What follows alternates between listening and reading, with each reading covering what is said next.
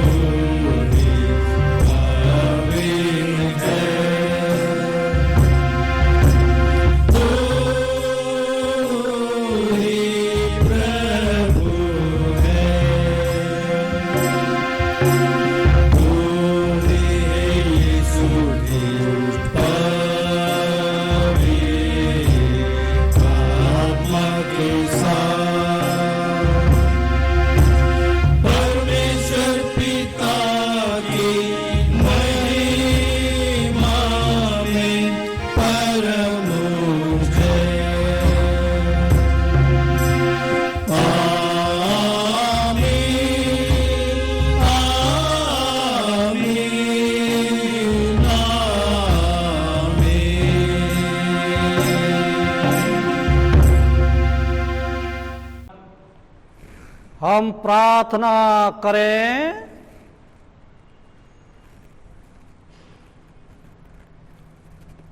हम आज के कलेक्टर प्रार्थना को हम चढ़ाएंगे। आज पवित्र आत्मा के अवतरण पर्व के पश्चात 14वां प्रभुवार है। इसके निमित्त हम प्रार्थना करें। हे सर्वशक्तिमान पिता, तूने अपने भले स्वभाव के कारण मनुष्यों की सारी आवश्यकताओं की पूर्ति के लिए प्रचुर मात्रा में व्यवस्था की है। हमें इन दानों को ठीक रीति से एक दूसरे के साथ बांटना सिखा, ताकि इस पृथ्वी के दरिद्र लोग भूख से कभी भी मूर्छित ना हो, परंतु वे भोजन प्राप्त करें और तृप्त होकर तेरे नाम की बड़ाई करें।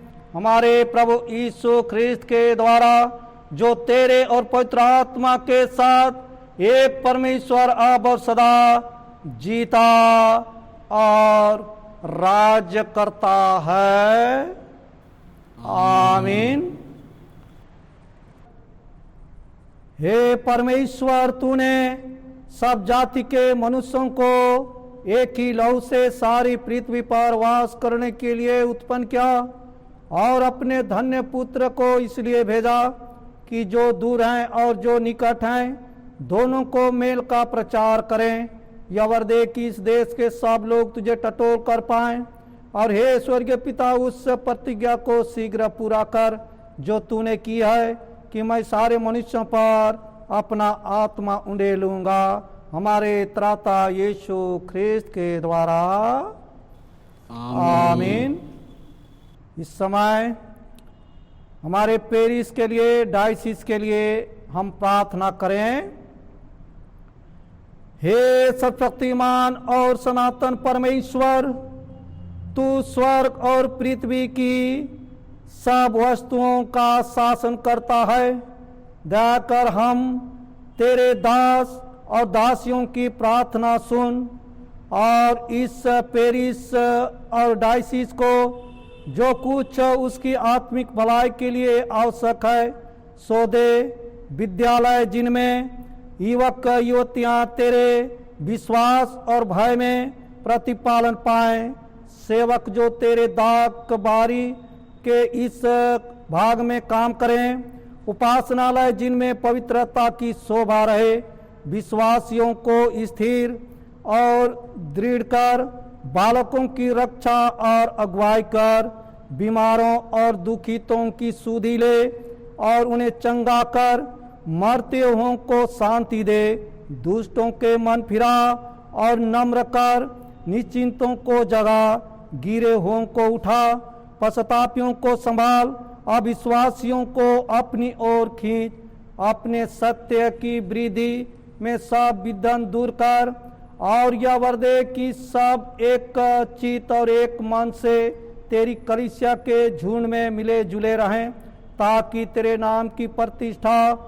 और महिमा हो हमारे प्रभु यीशु ख्रिस्त के द्वारा। आमीन। हे सर्वशक्तिमान परमेश्वर पिता, हम इस समय हमारे देश के लिए, राज्य के लिए, पूरे मानव जाति के लिए प्रार्थना करते हैं, क्योंकि मानव के जीवन को आप ही सुरक्षित रख सकते हैं। इस विश्वास के साथ में आपके अपने ध्यान को उठाते हैं और प्रार्थना करते हैं कि जितने मानव इस समय विशेष करके जो कि महामारी कोरोना वायरस के संकट में पड़े हुए हैं, उस पर आपका दया और तरस हो, और विशेष करके इस महामारी से हम सब छुटकारा और चंगाई को पाना चाहते हैं।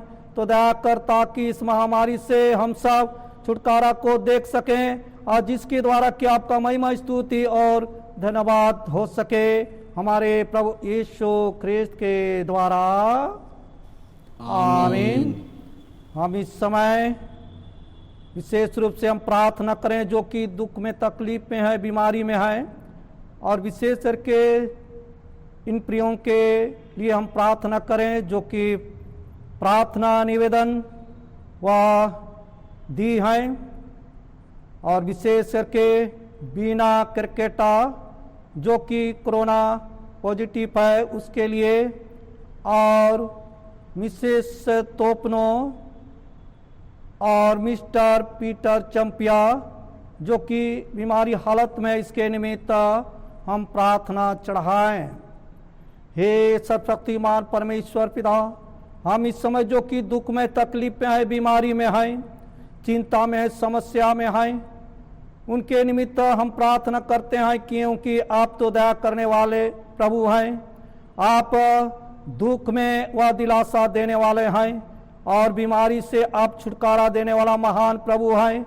इस विश्वास के साथ में विशेष करके हमारे इस पेरिस के अंतर्गत जितने दुख में, तकलीफ में है, बीमारी में है, चिंता में है, उस पर आपका दया तरस और विशेष करके बीना क्रिकेटा, मिसेस तोपनो और मिस्टर पीटर चंपिया के ऊपर में आपका दया को चाहते हैं, ताकि आपके दया और तरस के द्वारा हर एक रोग और दुख से छुटकारा, चंगाई को प्राप्त करें, और जिसके द्वारा कि आपका महिमा, स्तुति और धन्यवाद हो सके हमारे प्रभु यीशु ख्रिस्त के द्वारा।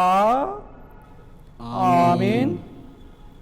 हे परमेश्वर, समस्त मनुष्य जाति के सृष्टिकर्ता और पालनहार, हम नम्रता पूर्वक सब प्रकार दशा के मनुष्यों के लिए विनती करते हैं कि तू कृपा कर अपने मार्ग उन्हें बता और अपना त्राण सब जातियों पर प्रकट कर।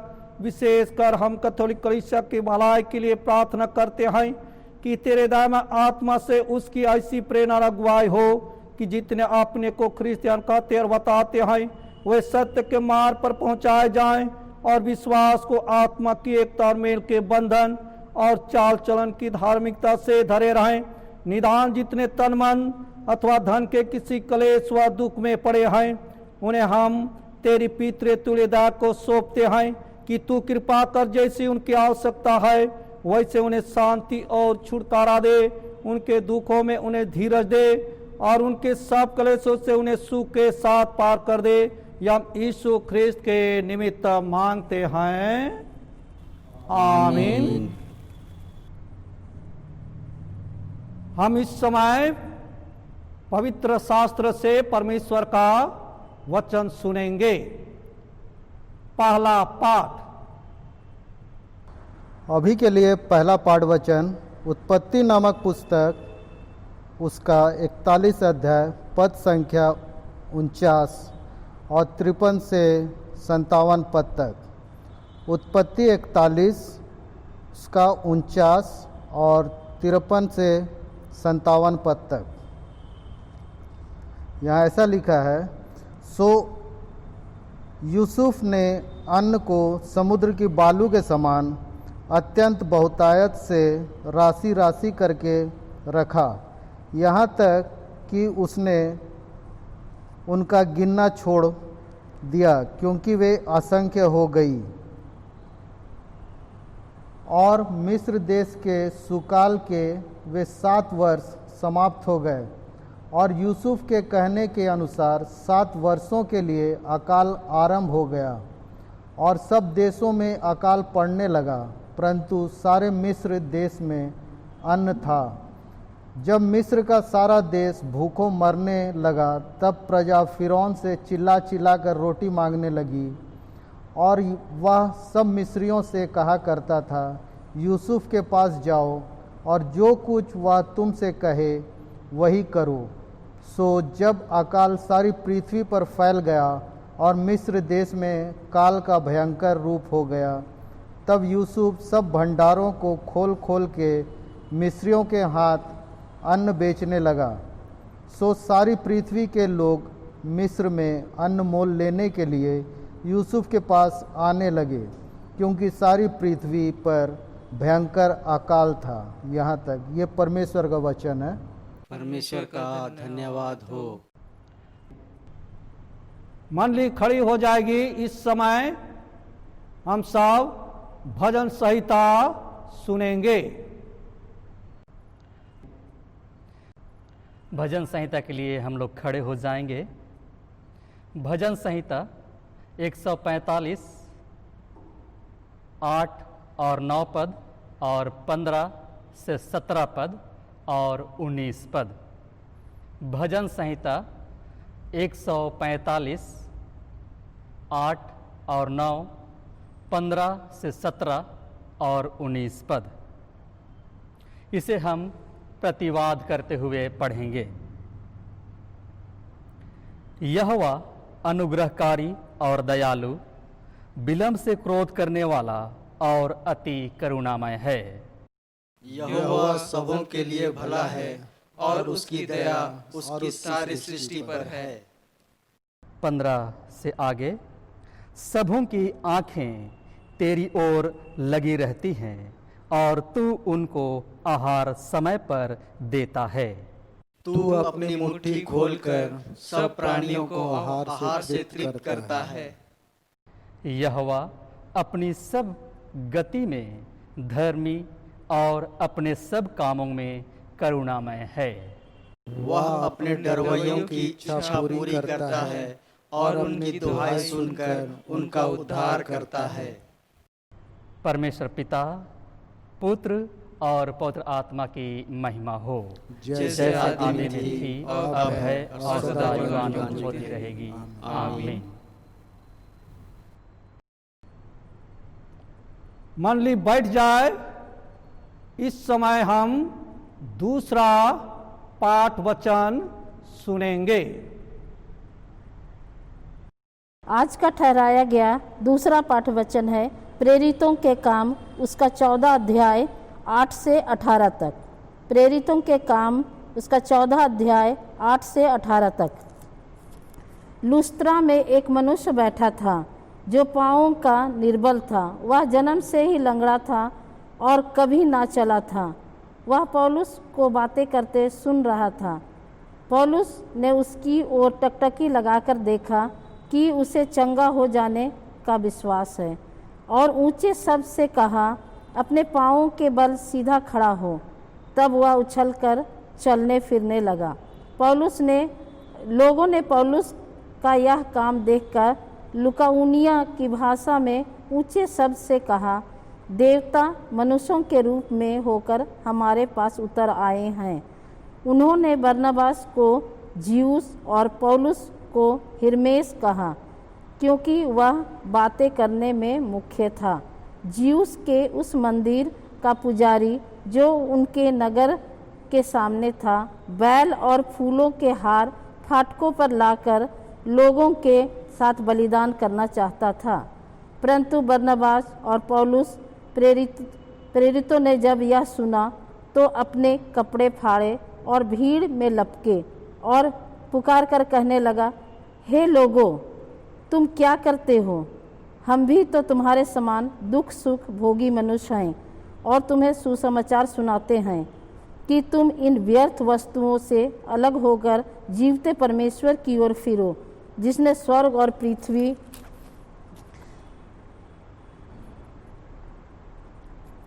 और समुद्र और जो कुछ उनमें है बनाया। उसने बीते समयों में सब जातियों को अपने अपने मार्गों में चलने दिया, तो भी उसने अपने आप को बेगवाह ना छोड़ा, किंतु वह भलाई करता रहा और आकाश से वर्षा और फलवंत ऋतु देकर तुम्हारे मन को भोजन और आनंद से भरता रहा। यह कहकर भी उन्होंने लोगों को बड़ी कठिनाई से रोका कि उनके लिए बलिदान ना करे। यहाँ तक आज का ठहराया हुआ पाठ वचन समाप्त होता है। यह परमेश्वर का जीवित वचन है। परमेश्वर का धन्यवाद हो। हम गीत गाएंगे। गीत नंबर 139, गीत नंबर 139, 139। परमेश्वर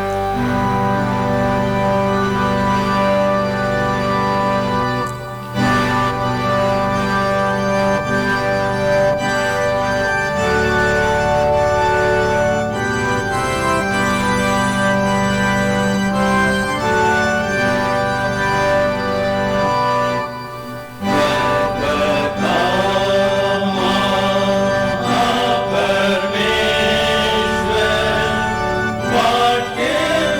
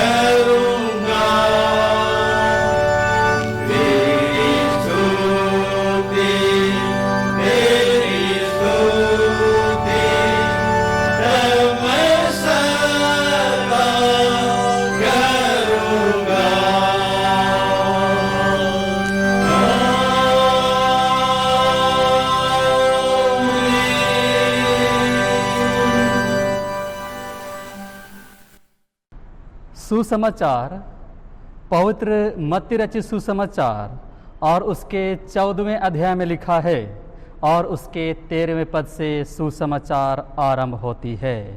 हे प्रभु यीशु ख्रीस्त तेरी महिमा हो। मत्ती रचित सुसमाचार और उसका 14 अध्याय और उसके 13 पद से 21 पद तक। मत्ती 14 और उसके 13 पद से आगे। जब यीशु ने यह सुना तो नाव पर चढ़कर वहाँ से किसी सुनसान जगह एकांत में चला गया और लोग यह सुनकर नगर नगर से पैदल उसके पीछे हो लिए। उसने निकलकर बड़ी भीड़ देखी और उन पर तरस खाया और उसने उनके बीमारों को चंगा किया। जब सांझ हुई तो उसके चेलों ने उसके पास आकर कहा, यह तो सुनसान जगह है और देर हो रही है, लोगों को विदा किया जाए कि वे बस्तियों में जाकर अपने लिए भोजन मोल लें। यीशु ने उनसे कहा, उनका जाना आवश्यक नहीं, तुम ही इन्हें खाने को दो। उन्होंने उससे कहा, यहाँ हमारे पास 5 रोटी और 2 मछलियों को छोड़ और कुछ नहीं है। उसने कहा, उनको यहाँ मेरे पास ले आओ। तब उसने लोगों को घास पर बैठने को कहा और उन 5 रोटियों और 2 मछलियों को लिया और स्वर्ग की ओर देखकर धन्यवाद किया और रोटियां तोड़कर चेलों को दी और चेलों ने लोगों को, और सब खाकर तृप्त हो गए। और उन्होंने बचे हुए टुकड़ों से भरी हुई 12 टोकरियां उठाई और खाने वाले स्त्रियों और बालकों को छोड़कर 5000 पुरुषों के अटकल थे। यह प्रभु यीशु ख्रीस्त का सुसमाचार है। हे प्रभु यीशु ख्रीस्त तेरी स्तुति हो। प्रार्थना करें। सर्वशक्तिमान परमेश्वर पिता, इस समय आपके पास में आते हुए आपके जीवित वचन पर मनन व चिंतन करना चाहते हैं। सहायता कर, अगुवाई कर, ताकि हम इस समय आपके वचन के अद्भुत तरह से आत्मिक बातों को जानें, सीखें, समझें और आप ही के पीछे चलने वाले बने, हमारे प्रभु ख्रीस्त के द्वारा। आमीन। प्रभु में प्रियो, इस समय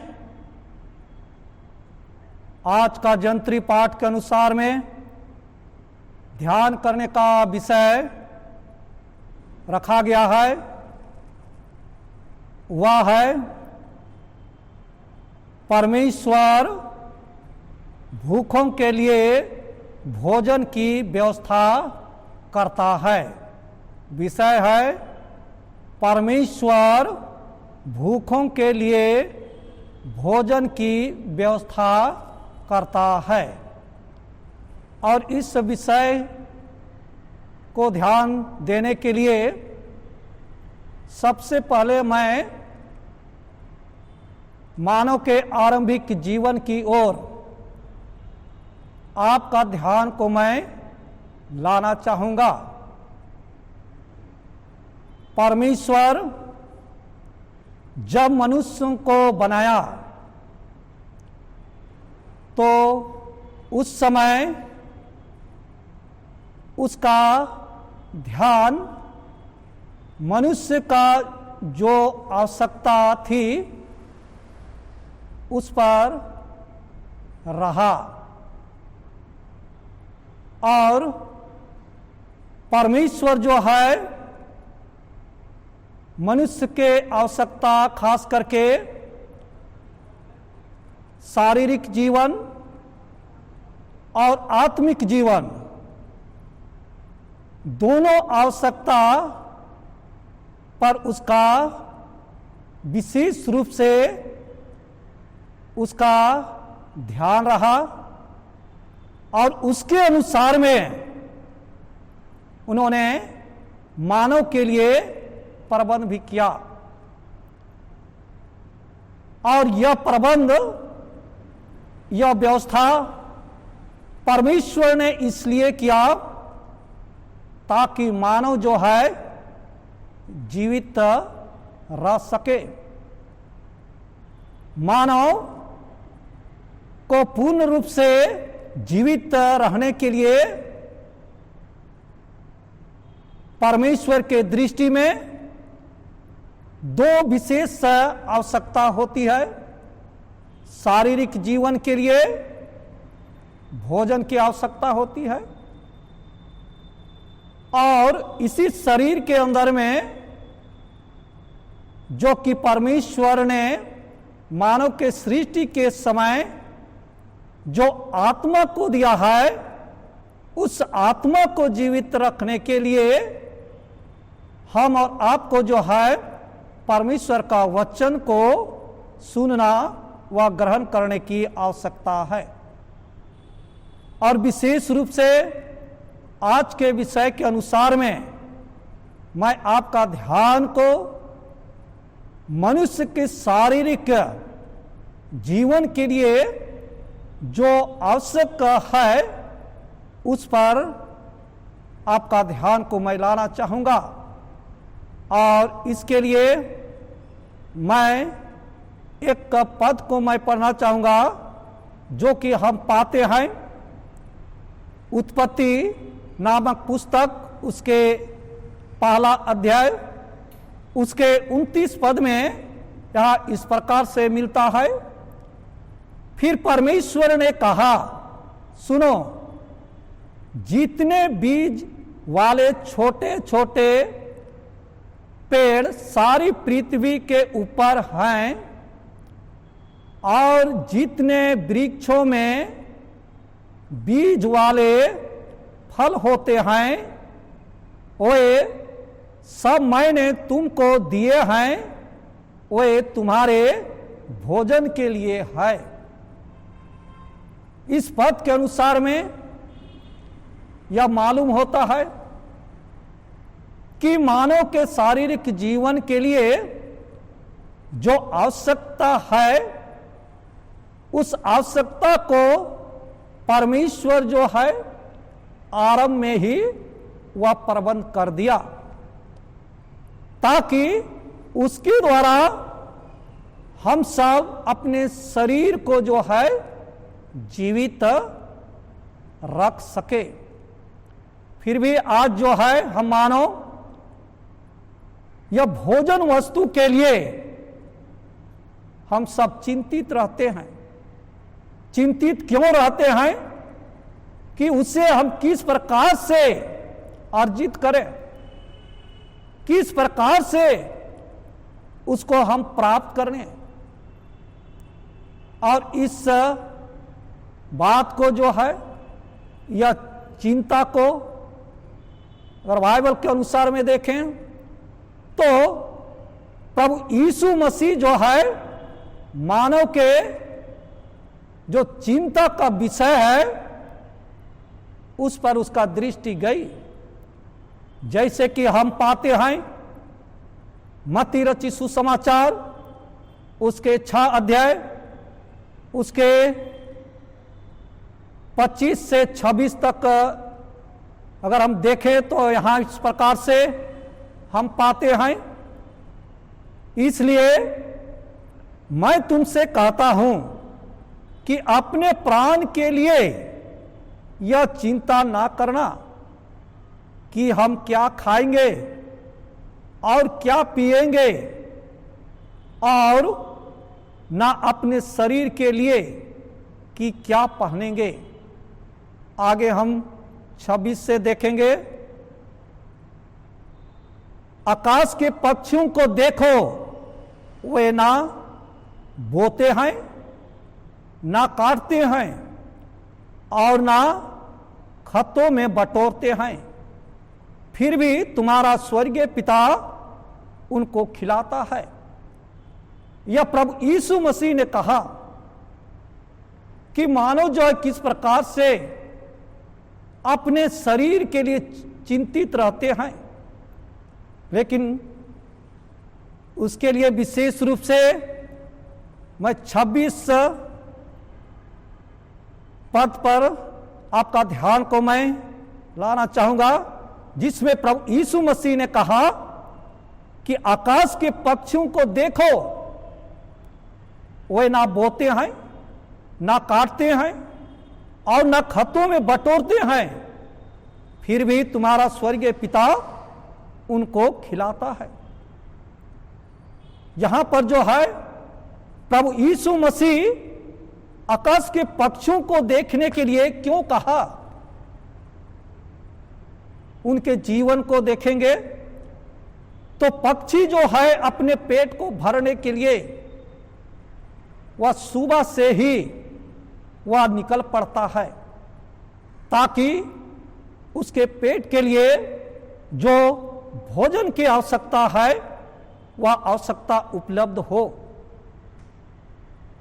ठीक वैसा ही जो है हम इस संसार, इस पृथ्वी में हम मानव रहते हैं, तो यह पक्षी लोगों के जीवन के द्वारा हम सीख सकते हैं कि पक्षी लोग सिर्फ अपने पेट को भरने के लिए सुबह से शाम तक जो है परिश्रम करते हैं, मेहनत करते हैं।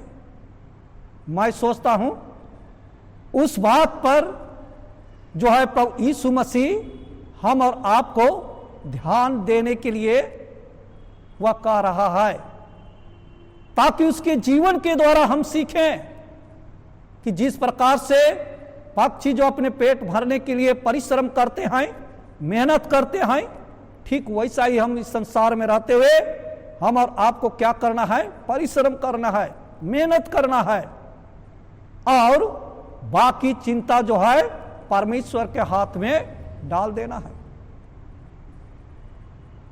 और इस प्रकार से अगर ऐसा करते हैं तो परमेश्वर प्रभु जो है हमारे जीवन में एक अद्भुत तरीके से जो हमारे शारीरिक जीवन के लिए जो आवश्यकता होती है, उस आवश्यकता को जो है वह प्रबंध करेगा, व्यवस्था करेगा।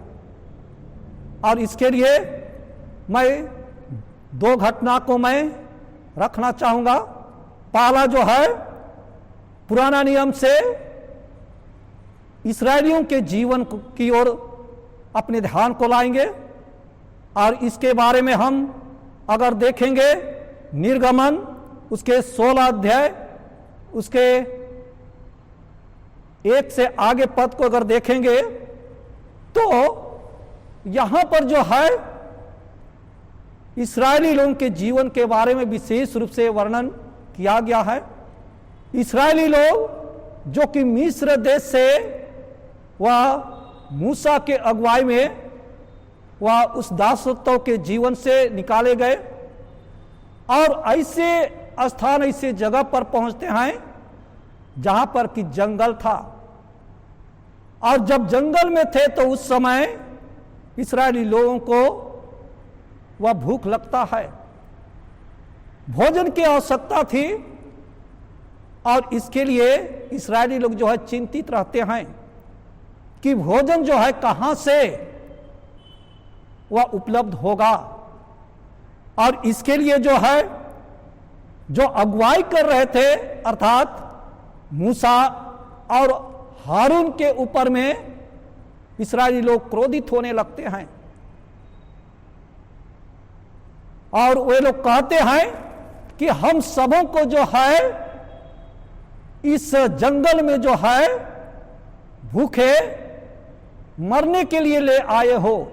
और इस प्रकार से जो है इस्राएली लोग मूसा और हारून के ऊपर में जो है क्रोधित होते हैं, गुस्सा होने लगते हैं। लेकिन वैसे समय में परमेश्वर जो है वह मूसा को कहता है, जैसे कि अगर हम देखें निर्गमन 16 उसके 4 पद में परमेश्वर ने इस प्रकार से कहा, देखो मैं तुम लोगों के लिए आकाश से भोजन वस्तु बरसाऊंगा। यहां पर जो है इस्राएली लोग वह जंगल में है, जंगल में भी जो है परमेश्वर भोजन का व्यवस्था करने के लिए वह मूसा के द्वारा घोषणा कर दिया, और उस घोषणा के अनुसार में जो है वह परमेश्वर जो है इस्राएली लोगों को वह आकाश से जो है भोजन वस्तु को जो है उपलब्ध कर दिया। और वह एक दिन नहीं, 2 दिन नहीं, जब तक इस्राएली लोग जो है वह कनान देश के निकट नहीं पहुंच जाते हैं, तब तक जो है वह परमेश्वर अद्भुत तरीके से वह भोजन खिलाता रहा। तो इस प्रकार से जो है परमेश्वर हमारे लिए, आपके लिए, मानव के लिए वह चिंता करता है कि हमारे ये शारीरिक जीवन के लिए क्या आवश्यकता है। प्रभु में प्यारो, जब इस्राएली लोगों को जो है आकाश से भोजन खिला सकता है, तो हम और आपको वह परमेश्वर क्यों नहीं खिलाएगा। परंतु हम और आपको जो है परमेश्वर पर विश्वास रखना पड़ेगा, परमेश्वर की ओर अपने ध्यान को लाना होगा कि परमेश्वर जो है वह कमी में जो है वह अपने उपस्थिति को देता है। परमेश्वर जो है, जो हमारे शरीर के जीवन के लिए जो आवश्यकता होती है, उस आवश्यकता को जो है उपाय करता है, प्रबंध करता है। अब जो है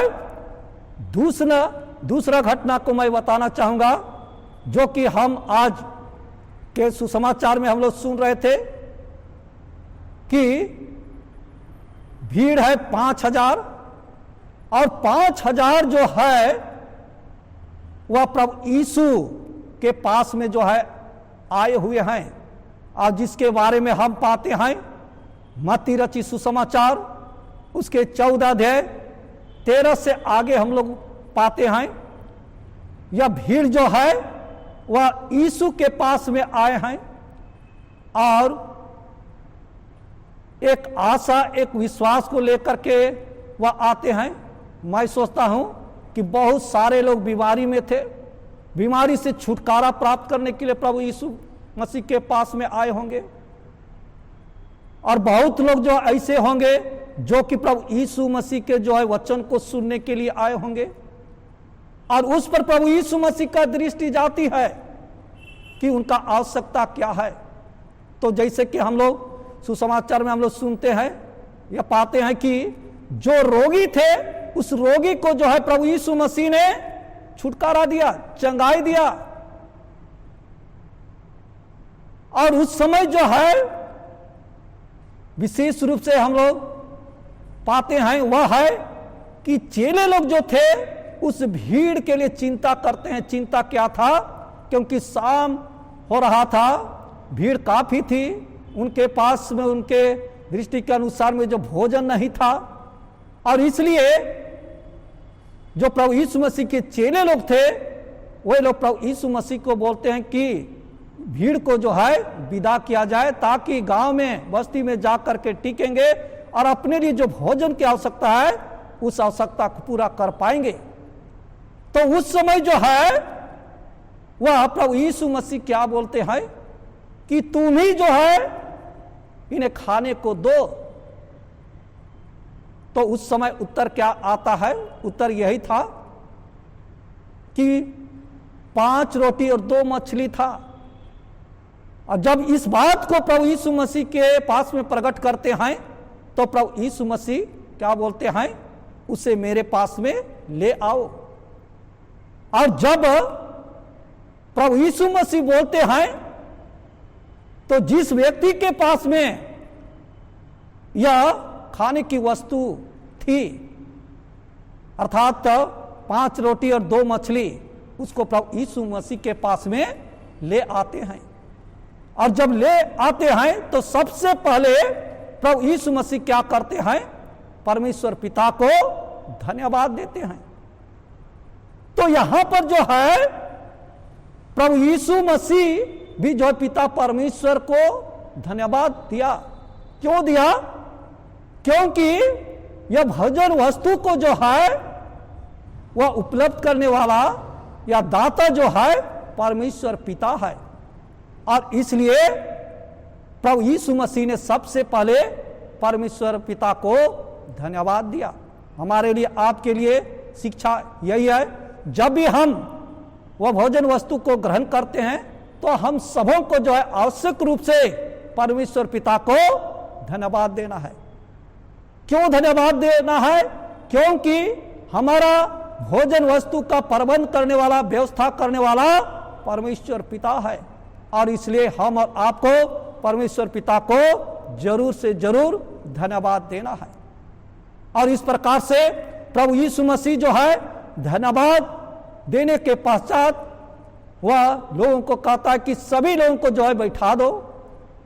और जैसा प्रभु यीशु मसीह बोलते हैं वैसा ही करते हैं, सभी लोग बैठ जाते हैं और सभी लोग को जो है वह भोजन को बांटा जाता है। सभी लोग खा करके वह तृप्त हो जाते हैं। और अंत में हम लोग यह पाते हैं कि खा करके तृप्त होने के बाद में जो है 12 टोकरी जो है बच जाता है। यह क्या है? प्रभु का या परमेश्वर का आशीष है। यहां पर सोच सकते हैं, यदि 5 रोटी 2 मछली को प्रभु यीशु के पास में नहीं लाते तो पहला विशेष बात यही था कि कितने सारे लोग जो भीड़ था वह भीड़ भूखे रह जाते। दूसरी बात है कि अगर जो है 5 रोटी 2 मछली को प्रभु यीशु के पास में नहीं लाते तो जो आशीष के रूप में जो 12 टोकरी था वह आश्चर्य कर्म के रूप में देख नहीं पाते। प्रभु प्यारो, तो इस प्रकार से यदि परमेश्वर को अगर हम देते हैं, प्रभु को देते हैं, तो हमारे जीवन परमेश्वर का आशीष जो है बनी रहती है। अंत में एक का पद को मैं पढ़ना चाहूंगा, वह है फिलिपियों के नाम पौलुस से प्रेरित की पत्री, उसके 4 अध्याय उसके 19 पद को देखें। यहां इस प्रकार से हम पाते हैं, ध्यान पूर्वक सुने। फिलिपी 4 उसके 19, मेरा परमेश्वर भी अपने उस धन के अनुसार जो महिमा सहित मसीह यीशु में है तुम्हारी हर एक घटी को पूरी करेगा। फिर से सुने, मेरा परमेश्वर भी अपने उस धन के अनुसार जो महिमा सहित मसीह यीशु में है तुम्हारी हर एक घटी को पूरी करेगा। आइए हम प्रार्थना करें। सब शक्तिमान परमेश्वर पिता, इस समय प्रभु आपको धन्यवाद देते हैं क्योंकि आपने अगुवाई किया और जिसके कारण कि आपके जीवित वचन को सुने। प्यारे प्रभु, सिर्फ सुनने वाले नहीं परंतु चलने में भी सहायता और मदद कर। यह प्रार्थना को आपके प्रिय पुत्र हमारे उद्धारकर्ता प्रभु यीशु के नाम से मांगते सुन और दया से ग्रहण कर। आमीन। अब हम अपने विश्वास की घोषणा करेंगे। निकिया का विश्वास वचन एक साथ घोषणा करें। हम एक परमेश्वर सर्वशक्तिमान पिता पर विश्वास करते हैं। वह स्वर्ग और पृथ्वी का और समस्त दृश्य एवं अदृश्य वस्तुओं का करता है। हमें प्रभु यीशु ख्रीस्त पर विश्वास करते हैं। वह परमेश्वर के इकलौता पुत्र, सर्वों से पहले पिता से उत्पन्न, परमेश्वर से परमेश्वर, ज्योति से ज्योति, सत्य परमेश्वर सत्य परमेश्वर, कृत नहीं वरन उत्पन्न है। उसका पिता का तत्व एक है। उसी के द्वारा सब वस्तुएं बनी। हम मनुष्यों के लिए और हमारे उद्धार के निमित्त वह स्वर्ग से उत्तर आया। पवित्र आत्मा के सामर्थ से वह वह कुंवारी मरियम से जन्मा और मनुष्य बना, पोंतियुस पिलातुस के शासन में वह हमारे लिए क्रूस पर चढ़ाया गया, उसने दुख भोगा, वह मारा और गाड़ा गया, पवित्र शास्त्र कथन के अनुसार वह तीसरे दिन जी उठा, वह स्वर्ग पर चढ़ गया और पिता की दाहिने ओर विराजमान है, वह जीवितों और मृतों का न्याय करने के लिए महिमा के साथ फिर आएगा और उसके राज का भी अंत न होगा। हम पवित्र आत्मा पर विश्वास करते हैं, वह प्रभु और जीवन दाता है, वह पिता पुत्र से निकलता है, पिता पुत्र के साथ आराधना स्तुति की जाती है, वह नबियों के द्वारा बोला।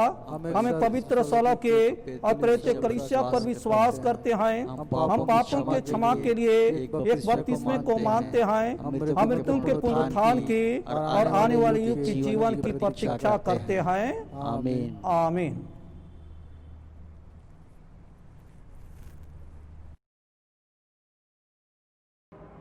मसीह में मेरे प्रियो, हमारे प्रभु यीशु ख्रीस्त ने कहा, प्रभु हमारा परमेश्वर ही एकमात्र प्रभु है। तू प्रभु अपने परमेश्वर को अपने संपूर्ण मन, संपूर्ण प्राण, संपूर्ण बुद्धि और संपूर्ण शक्ति से प्रेम कर। यह पहली आज्ञा है। दूसरी यह है, अपने पड़ोसी से अपने समान प्रेम कर। इनसे बड़ी और कोई आज्ञा नहीं। परमेश्वर ने संसार से ऐसा प्रेम रखा कि उसने अपना एकलौता पुत्र यीशु ख्रीस्त दे दिया कि वह हमें पापों से बचाए, स्वर्ग में हमारे लिए निवेदन करता हो और हमें शाश्वत जीवन में पहुंचाए। इसलिए हम पश्चाताप और विश्वास के साथ अपने पापों का अंगीकार करें। हम परमेश्वर की कृपा से उसकी आज्ञाओं का पालन करने का और सब लोगों के साथ मेल मिलाप और प्रेम से रहने का दृढ़ संकल्प करें।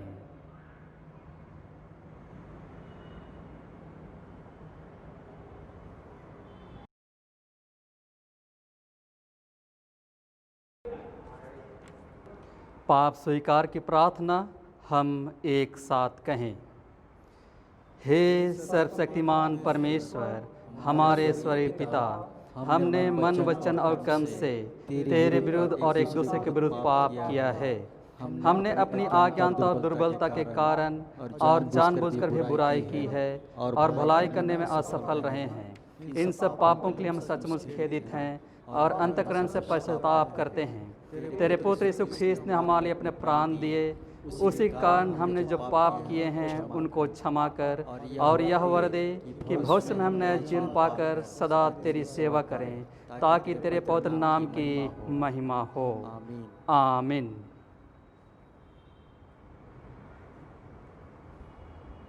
सर्वशक्तिमान परमेश्वर उन सबको क्षमा करता जो अपने साथियों को क्षमा करते और सच्चा पश्चाताप करते हैं। वह आप पर दया करे, आपके सब पापों को क्षमा करे और उन सबको छुटकारा दे, सब भले कामों में आपको स्थिर और सबल करे और शाश्वत जीवन में बनाए रखे। आमीन। परमेश्वर का धन्यवाद हो।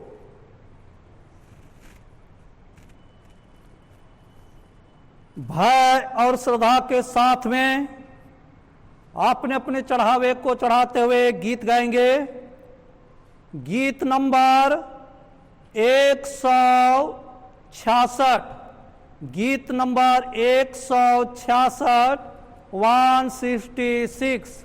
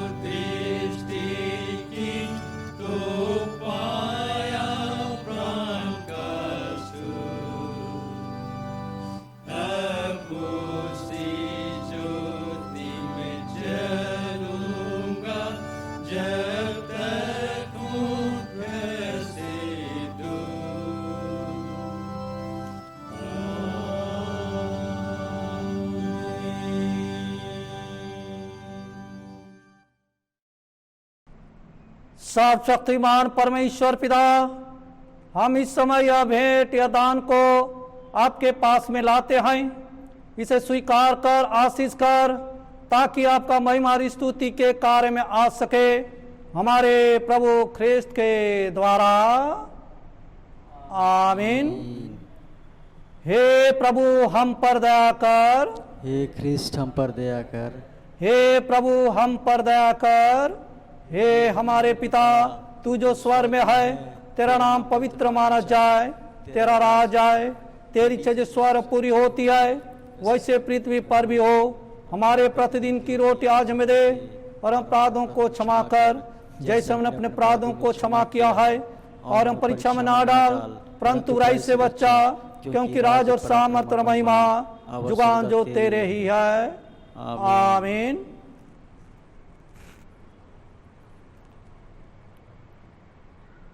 परमेश्वर की शांति जो सारी समझ से परे है, परमेश्वर के और उसके पुत्र हमारे प्रभु यीशु ख्रिस्त के ज्ञान और प्रेम में आपके हृदय विचारों को सुरक्षित रखे, और सर्वशक्तिमान परमेश्वर पिता, पुत्र और पवित्र आत्मा की आशीष आप पर हो, और आपके साथ सदा सर्वदा बनी रहे।